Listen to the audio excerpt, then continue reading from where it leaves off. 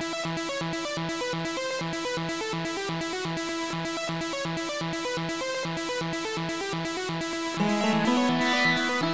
like to welcome everybody to this excellent event today.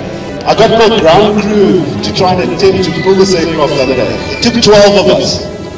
The dry weight of this aircraft is just under 30 tons, and it takes up to 12.5 tons of fuel in the wings. We're not 100% sure what the total weight of this is.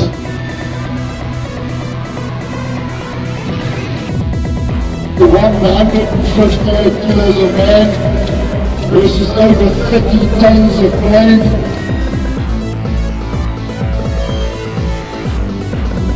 Alright, here we go.